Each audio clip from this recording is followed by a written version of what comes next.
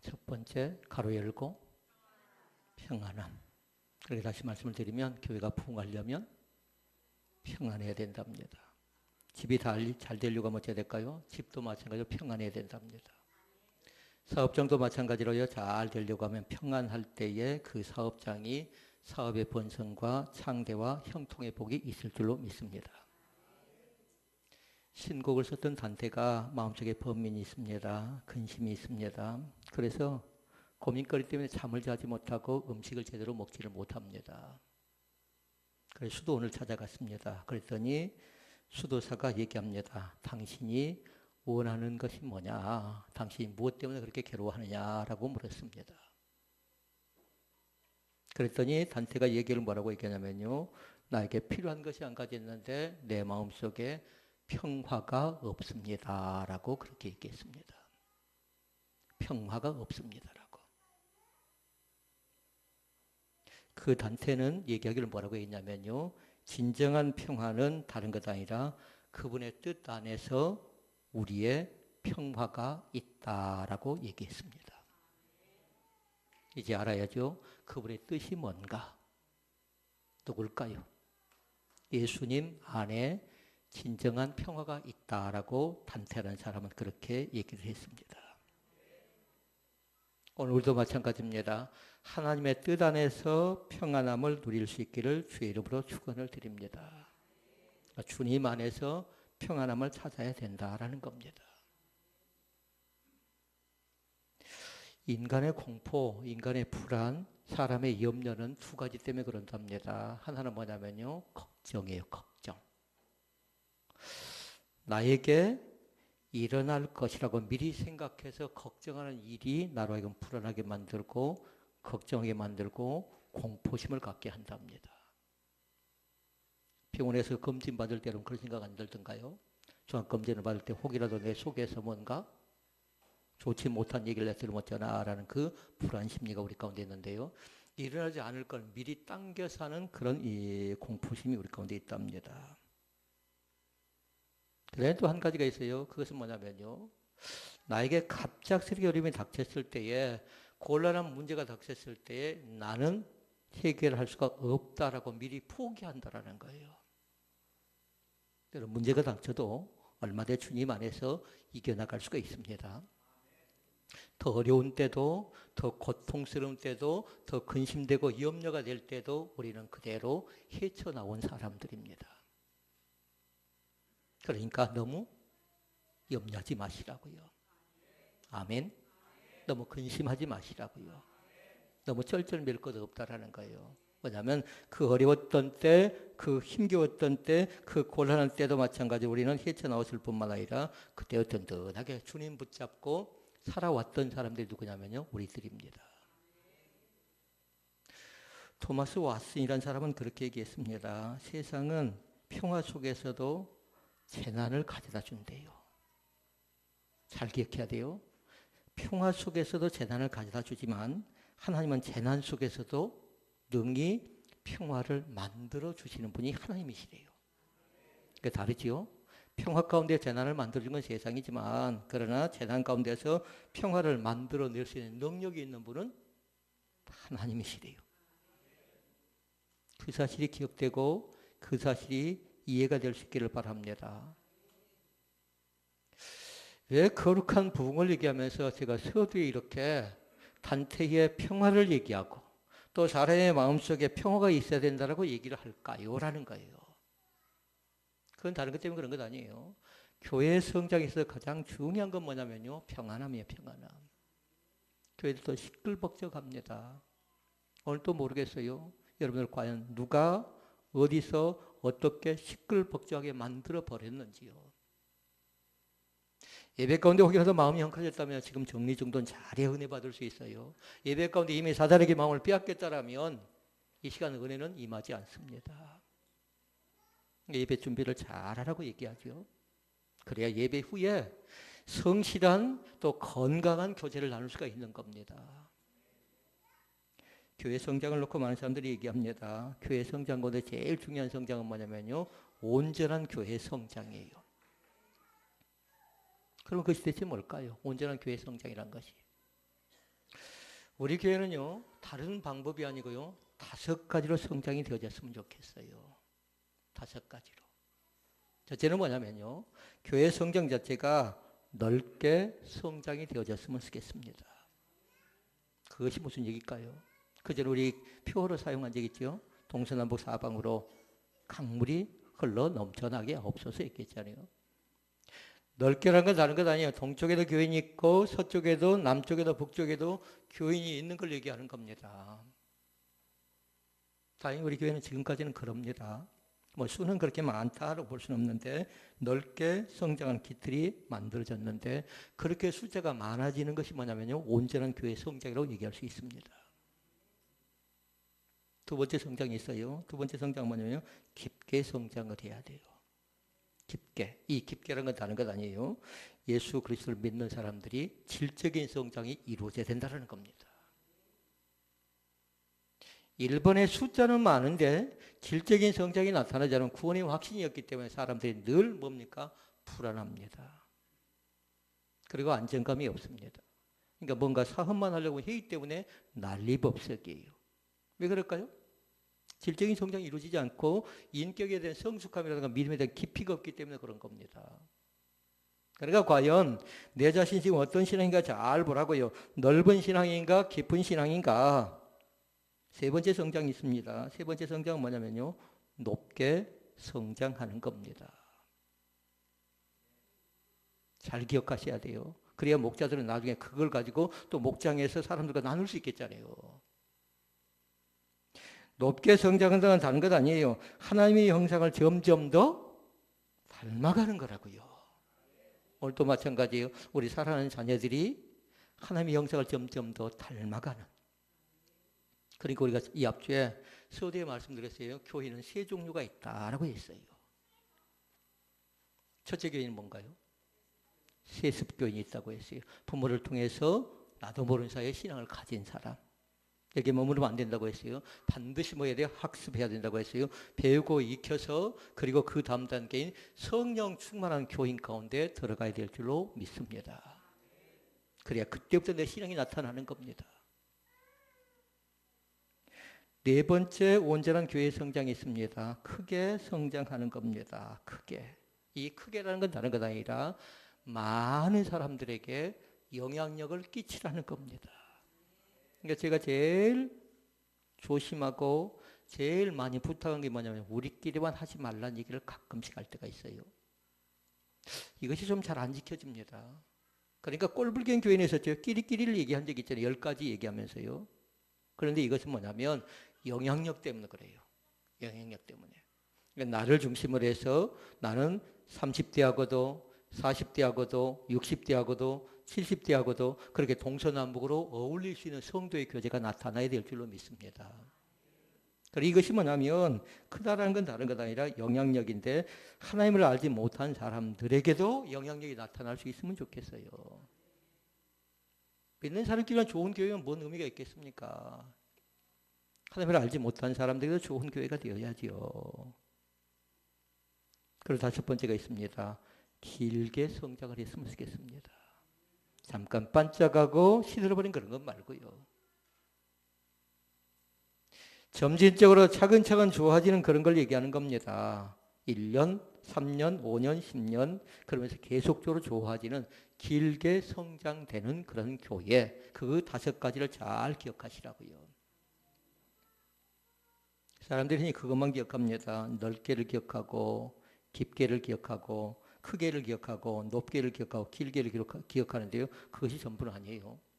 그 내용이 다 담겨져 있었어요. 내용이. 다른 것 아니었어요. 넓게라는 건 숫자를 얘기했고요. 그리고 깊게라는 건 바로 영적인 성장이었고요. 높게라는 건 하나님의 형상을 점점 더 닮아가는 것이었고요. 그리고 크게는 다른 사람들이 아니라 영향력을 나타내는. 그리고 길게는 성장이 계속적으로 되어져야 된다라고 얘기했지요. 우리의 믿음도 그렇게 되어야 될 줄로 믿습니다. 우리의 믿음이 조금씩 회복되어져 가는 거룩한 열매가 나타날 줄로 믿습니다. 오늘 본문의 핵심은 어디냐면 31절 말씀이에요. 같이 한번 읽어볼까요? 31절. 그리하여 온 유대와 갈릴리와 사마리아와 교회가 평안하여 든든히 서가고 주를 경외함과 성령의 이루로 진행하여 수가 더 많아지니라. 아멘. 교회가 평안하여. 그 말씀에 주안점을 두고 있는 겁니다. 자, 그러면 첫째 말씀, 교회가 평안해야 됩니다. 어떻게 되려고 하면요, 거룩한 부흥이 나타나려고 하면요. 그러니까 여러분은 교회 뒤에다가 뭘 써놔야 돼요? 우리의 집도 마찬가지고 우리의 가정도 마찬가지고 나도 마찬가지고 내가 평안할 때에 믿음의 그리도 나타나고요. 평안할 때 가정에 나름대로의 기쁨도 있고요. 평안할 때 사업장도 잘 되어져 간다는 걸 먼저 잘 기억하시라고요. 그게 31절 말씀에 교회가 평안하다 이 말씀을 잘 기억하라고요. 31절. 평안 옆에서 적어놔야 될 게 있어요. 샬롬이에요. 샬롬. 평화라는 겁니다. 그러니까 교회 성장의 제일 중요한 원동력은 뭐냐면요, 평안함이에요. 이럴 때도 마찬가지입니다. 열정이 있어야 되겠잖아요. 그런데 그 속에 평안함이 없으면 어떨까요? 열정이 살아나든가요? 나지 않는 겁니다. 그래서 제가 말씀드렸습니다. 이 교회는 무슨 일을 하든지 간에 밝게 하라고 했어요. 전도를 해도 마찬가지고 기도를 해도 마찬가지고 봉사를 하고 찬송을 해도 말씀을 들을 때도 마찬가지로 영성 자체가 뭐라고 했어요? 밝음이라고 했어요. 혹이라도 무엇이 나를 점령해서 나를 어둡게 만들고 힘겹게 만들고 곤란하게 만듭니까? 라고 물어보면 여러분들이 가감없이 대답할 수 있어야 됩니다. 나는 죄입니다. 나는 근심입니다. 이 두 가지 안에 다 들어있어요. 죄를 지은 사람이 평안할 수가 없고요. 근심한 자가 평안할 수가 없는 겁니다. 그러니까 기도 제목은 두 가지예요. 내가 감추고 있는 죄는 무엇인가? 나에게 지금 도사리고 있는 근심은 뭔가? 이 두 가지를 잘 살펴보면요, 그 사람을 진단해 볼 수가 있답니다. 사랑하는 성도 여러분, 욕심 갖고 신앙생활하지 않기를 원합니다. 어떤 심리학자가 얘기했습니다. 마음이 편안하면 환난을 돌파할 수 있지만, 그러나 마음이 불편하면 할 수 있는 일, 지극히 작은 일도 불편하면 할 수가 없대요. 그러면서 얘기합니다. 마음이 불편하면 일을 해서 뭔가 해내기는 했는데 열매, 결실이 없대요. 결실이. 그런데 성경의 제일 중요한 결실은 뭐냐면요, 사랑이에요. 사랑. 그 다음에 나온 게 뭔가요? 희락이에요. 기쁨이 없다라는 겁니다. 여러분, 전도에도 기쁨이 있기를 원하고요, 봉사에도 기쁨이 있기를 원합니다. 예배 가운데 기쁨의 거룩한 감격이 흘러넘쳐나야 돼요. 이 시간 주님께서 그냥 초대한 것 아닙니다. 주님께서 우리의 마음속에 있는 불안의 요소를 제거하고 염려, 근심의 요소를 제거해서 우리를 평강의 자리 가운데 초대한 줄로 믿습니다. 의사 선생님들이 글을 써놨습니다. 그들의 말에 보니까요, 마음이 평안할 때 두 가지가 잘 된대요. 혈액순환이 잘 되고 소화가 잘 된대요. 그런데 뭔가 계속 얽매여있지요. 그럼 될 것도 안 된대요. 그래서 이 시간 여러분이 부탁드립니다. 내 마음을 얽어매고 있는 그 어떤 것이 있다라면, 다른 사람들이 얘기하지 못하지만요, 내 마음속에 감추고 있는 죄가 있다라면요, 내 마음속에 도사리고 있는 어둠의 그림자가 있다면요, 그걸 강력하게 물리쳐내야 돼요. 제가 새벽에 그렇게 말씀을 드렸어요. 사람의 생각이 있고 사탄의 생각이 있고 하나님의 생각이 있다고 했어요. 기억이 날지 모르겠습니다. 사람의 생각은 내려놓고, 여기까지 기억이 나야 돼요. 사람의 생각이라면 뭐 하라고요? 내려놓으시라고요. 언제 어느 때까지 나 홀로 짐을 지고 있겠습니까? 근데 그 나 홀로 짐은 뭐예요? 찬송해 보니까 무거운 짐을 나 홀로 지고 견디다 못해 쓰러진답니다. 그러니까 너무 쩔쩔매지 않기를 원합니다. 그러니까 내 생각이라면, 사람의 생각이라면 철저하게 다 내려놓으시라고요. 그러면 사탄의 생각이라면 어쩔까요? 강력하게 예수 그리스도의 이름으로 말씀과 기도를 통해서 강력하게 대적해서 물리칠 수 있기를 바랍니다. 하나님의 생각은 어찌해야 될까요? 그저 순종할 수 있기를 바랍니다. 그저 순종할 수 있기를 바랍니다. 그리고 복잡한 거 없었어요. 사람의 생각은 내려놓고 사단의 생각은 강력하게 대적하고 그리고 하나님의 생각은 순종하시라고요. 거기에 머뭇거림이라든가 거기에 망설임이라든가 거기에 고민, 거기에 내 생각, 내 방법, 내 의지, 내 경험 안 되는 거예요. 거기에는요. 이미 그건 어디예요? 내 생각 가운데 있으니까 그 내 생각을 어쩌라고요? 내려놔야 주님의 뜻대로 모든 일들이 이루어진 줄로 믿습니다. 마음이 평안하면 머리가 맑아져서 생각을 바르게 할 수가 있습니다. 왜 생각이 저렇게 삐뚤어졌을까 보니까요. 마음이 평안함이 없어요. 그러니까 삐뚤어져서 삐딱하게 생각하고 삐딱하게 행동합니다. 그러니까 그건 뭐냐면 꼴불견 교회의 첫 번째 항목이 그 자체가요. 앞과 뒤가 다른 겁니다. 겉다르고 속 다른 겁니다. 두 마음을 하나님은 기뻐하지 않거든요. 그리고 마음이 평안하면 손발이 잘 움직입니다. 그럼 운동도 잘하게 되는 겁니다. 그럼 건강을 유지할 수가 있는 거죠. 마음속에 평안함이 넘쳐날 때요. 우리 자신들이 하고 있는 모든 일들 가운데 계획한 모든 일들이 잘 되어져 갈 줄로 믿습니다. 먼저 초청하시라고요. 주님 내 마음이 지금 심란 복잡, 어두움 그리고 곤란한 형편과 여건 가운데 있습니다. 그러면서 뭐라고 해야 될까요? 어떻게 하면 좋겠습니까? 기도니까. 그 다음에 뭐라고 했어요? 이 어둠을, 이 곤란을, 이 근심을, 이 불안을, 이 초조를, 이 긴장을 하나님 제가 이렇게 주님 앞에 가지고 와도 괜찮겠습니까? 이렇게 여쭈어야죠. 이렇게 해도 되겠습니까? 이것이 기도인 줄로 믿습니다. 목회를 해보니까요. 저도 마음이 불안할 때가 있어요. 누가 한 사람이 와서 뭔가 얘기를 하죠. 그럼 그것이 계속 머릿속에 짓누를 때가 있어요. 설교 준비가 될까요? 안 되는 겁니다. 그러니까 토요일부터 나름대로 우리 교회는 목요일 지나고 나서부터는 계속 이제는 뭘까? 주일 모드로 들어가는데 그때 누군가 와서 한마디 탁 던져버린 거 그 자체가 머릿속에 계속해서 빙빙 돌 때가 있어요. 그럼 말씀에 집중이 되겠습니까? 계속 혼란스러운 거죠. 목회자는 저도 마찬가지라고요. 마음에 평안함이 있을 때에 묵상을 해도요. 깊이 있게 묵상이 되어지고 마음에 평안함이 있을 때 예수 그리스도를 깨끗하고 정결하게 맞아들일 수 있겠더라고요. 여러분도 마찬가지입니다. 마음속에 참다운 평강을 누릴 수 있기를 주의 이름으로 축원을 드립니다. 그런 둘째, 어떻게 평안함을 얻을 수 있을까요? 라는 거예요. 어떻게 평안함을 얻을 수 있을까요? 이 평안은 두 가지가 있어요. 세상에 주는 평안이 있고요. 하나님이 주시는 평안이 있어요. 이 가운데는 세상에 주는 평안만 생각하는 사람이 있고요. 어떤 사람 하나님 주신 평안까지 누리고 살아가는 사람이 있어요. 여러분 전쟁은 어쩝니까? 전쟁은 2등이 없습니다. 2등은 패자입니다. 패자예요. 전쟁에서 1등을 하죠. 그런데 그 평안이 오래 가든가요? 그렇지 않아요.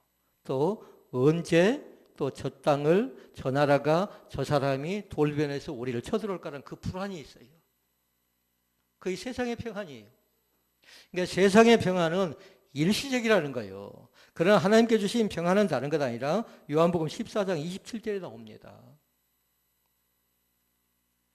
예수님이 주는 평안은 세상과 같지 않다라는 겁니다. 한번 읽어볼까요? 화면이 나오네요. 평안을 너희에게 끼치노니 곧 나의 평안을 너희에게 주노라. 내가 너희에게 주는 것은 세상에 주는 것 같지 아니하니라. 너희는 마음에 근심도 말고 두려워하지도 말라. 아멘을 힘차게 하십시오. 마음에 근심도 하지 말고 두려워하지도 말라 이렇게 말씀합니다. 그러니까 그 평안은 다른 데서 오는 것 아니라 예수님께서 나에게 주셔야 가능하다라는 겁니다. 그 평안 속에 세 가지가 담겨 있어요. 반드시 그 평안은 뭐냐면요, 생명의 평안이어야 될 줄로 믿습니다. 또 하나의 평안이 있답니다. 부활의 평안입니다.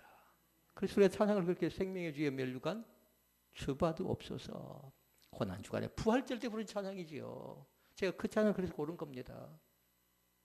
그러니까 평안은 생명의 그리고 부활의 평안이 주어져야 된다는 거예요. 그리고 그 평안 속에는 반드시 담겨져 있답니다. 영생의 거룩한 축복이 담겨야 될 줄로 믿습니다. 영생의 복이. 자, 그러면 세 번째 말씀. 그러면 그리스도 안에서 얻는 평안. 세상에 주는 평안 말고 그리스도 안에서 얻는 평안이 대체 뭘까요? 라는 거예요. 이거는 세 가지가 있어요. 그리스도 안에서 얻는 평안은 뭐냐면 세상 사람들은 그걸 잘 알지 못해요. 십자가에 우리는 알고 있는 십자가. 그러니까 다른 말씀 아니라 십자가 안에서 얻는 평안이 있어요. 십자가 안에서. 그리고 또 한 가지가 있어요. 반드시 뭘까요? 믿음 안에서 얻으시라고. 믿음 안에서. 또 한 가지가 있습니다. 여러분 기도하고 나면 어쩌든가요? 걱정이 태산처럼 많습니다. 그런데 기도하고 나면 자유함이 있어요. 기도하면서 평안을 얻으시라고요. 세 가지를 말씀드렸어요. 잘 기억해야 돼요. 그리스도 안에서 얻는 평안이 대체 뭔가? 뭘 얻으라고요? 십자가를 통해서요. 그러니까 십자가는 능력입니다. 십자가는 승리입니다. 아무리 48자를 보고 아무리 제사를 많이 드리고 아무리 이 사람 저 사람 찾아서 공양을 많이 한다고 해도 그 속에는 영생, 그 속에는 생명, 그 속에는 부활이 없습니다. 그리고 우리에게 필요한 건 뭐예요? 지금 있을 때 잘하는 겁니다. 있을 때 손잡아주고 있을 때 같이 대화 나눠주고 있을 때 같이 밥 먹고 있을 때 같이 안마해드리고 그게 진정한 효도지요. 여러분 십자가는 멀리 있는 것 아닙니다. 가깝게 있습니다.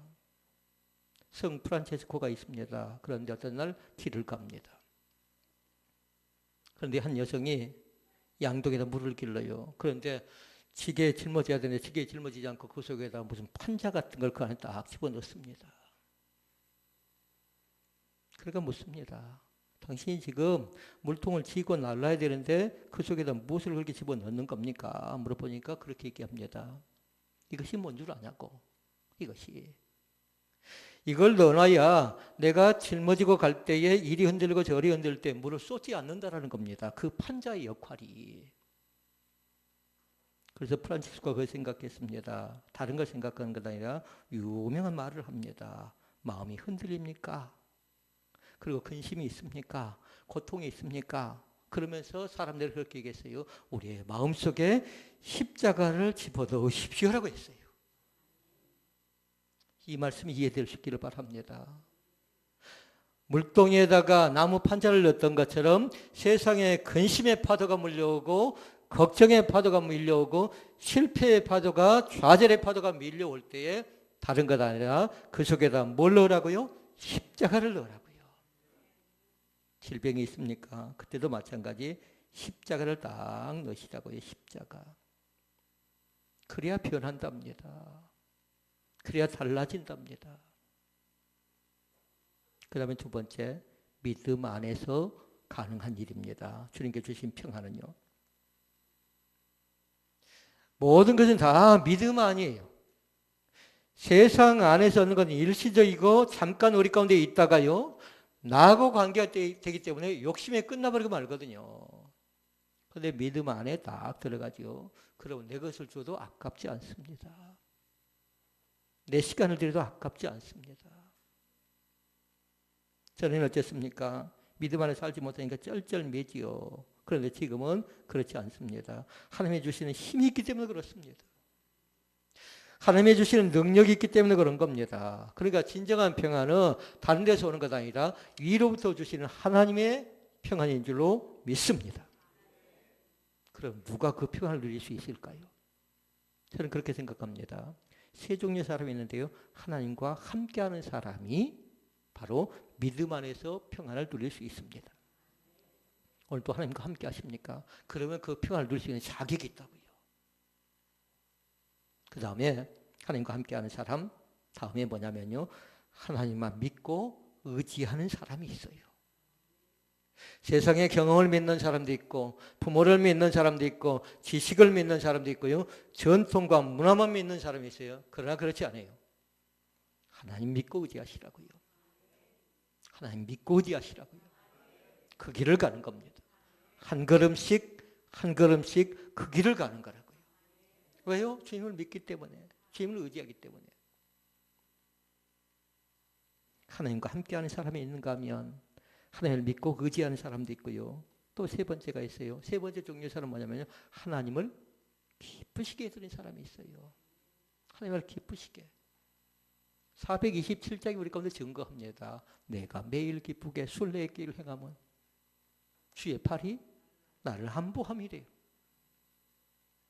진정으로 그 찬양이 날마다 마음속에서 또 생각 속에서 생활 속에서 날마다 불러서요. 그 찬양의 거룩한 힘이 넘쳐날 수 있기를 바랍니다. 그런 넷째가 있다면요. 성령 안에 사는 사람들이 있습니다. 성령 안에서. 그러므로 예수 그리스도 안에 있는 자에게는 결코 정죄함이 없나니라고 말씀했어요. 성령 안에서 사는 사람, 정리해 보면 이렇습니다. 하나님과 함께하는 사람, 하나님을 믿고 의지하는 사람, 그리고 하나님을 기쁘시게 하는 사람, 성령 안에서 사는 사람. 바로 그 사람이 이 시간에 앉아있는 저와 여러분인 줄 믿습니다. 예배를 드리고 있는 우리들인 줄 믿습니다. 이 시간에 함께하고 싶어도 예배를 드리지 못하고 또 산업 현장 가운데 있는 우리 사랑하는 성도들, 그분들에게 있는 줄로 믿습니다.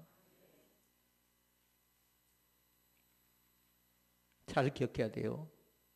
십자가 안에서, 그리고 믿음 안에서, 그리고 또 뭐였죠? 하나가?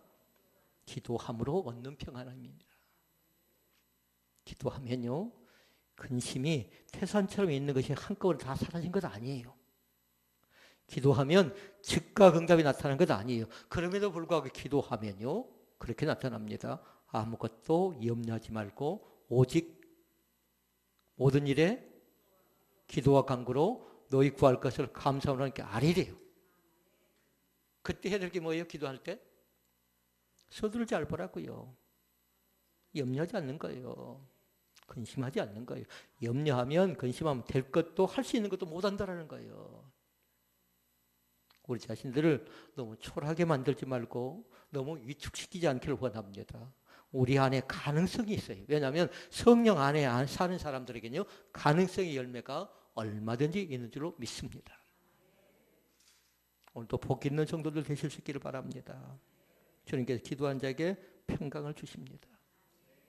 기도한 자에게 마음의 안식을 주고요, 마음의 축복을 허락해 주십니다. 자, 그러면 마지막 결론적인 말씀. 그러면 평안의 복을 받기 위해 합당한 자는 과연 누구일까요? 라는 거예요. 어떤 사람이 평안의 복을 받을 수 있느냐라는 겁니다. 어떤 사람이. 이미 결론적인 말씀을 드렸습니다. 아까 말씀드렸던 것 가운데 네 번째 항목이 나와 있는 성령 안에 사는 사람들 있죠. 그 사람이 진정으로 뭐냐면요, 주님 앞에서 평안함을 누릴 수 있는 복이 있는 사람들입니다. 성령님과 오늘도 한 걸음씩 한 걸음씩 살아갈 수 있기를 바랍니다. 어떤 젊은 사람이 찾아왔습니다. 늙은 노인에게 찾아와서 묻습니다. 가르침을 좀 받고 싶다라는 겁니다. 그러면서 그 노인에게 묻습니다. 나에게 내가 원하는 것이 있는데 이것을 좀 가질 수 없겠냐고. 당신은 경험이 많고 사람들의 평판이 자자한 훌륭한 선생이니까 나에게 그걸 좀 가르쳐달라고. 그래서 그 젊은 사람이 물었습니다. 대체 당신이 원하는 것이 뭐냐. 그랬더니 그 젊은 사람이 그렇게 얘기합니다. 나는 건강이 좋지 못한데 건강하고 싶다라고. 또 얘기합니다. 돈을 좀 갖고 싶은데 나는 돈이 없어서 하고 싶은 걸 마음대로 하지 못합니다. 라면서 재물의 복을 좀 가질 수 있는 길을 가르쳐 달라고 얘기했습니다.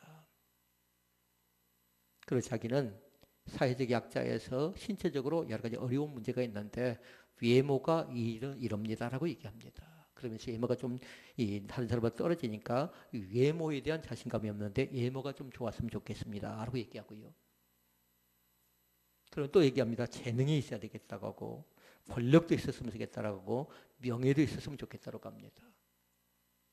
당신은 다 누려봤으니까, 당신이 이걸 다 가져가 봤으니까, 그러니까 나에게 젊음도 가르쳐주고 건강도 재물도 외모도 재능도 명예도 내가 어떻게 얻을 수 있겠냐고 그 사람에게 그 도사에게 물었습니다. 그때 그분이 뭐라고 한 줄 압니까? 그분도 그렇게 얘기합니다. 뭐라고 하냐면 건강이 있을지라도 뭐가 없으면? 오늘 말씀을 잘 들으셔야 돼요. 평안이 없으면. 명예를 얻었다 할지라도 평안이 없으면, 사업이 잘 되고 번성하고 자녀가 잘 됐다 할지라도 마음속에 평안이 없으면 말짱? 셋째로 하면 뭔가요? 한자로 하면 뭔가요? 말짱 꽝이 되어버리고 만다라는 거예요. 이 시간 우리 교회도 마찬가지예요. 아무리 사람이 많이 구름대처럼 몰려온다 할지라도 이 교회가 평안이 없다라면 어떻게 되겠습니까? 교회를 통해서 진정한 평안을 얻을 수 있기를 주의 이름으로 축원을 드립니다.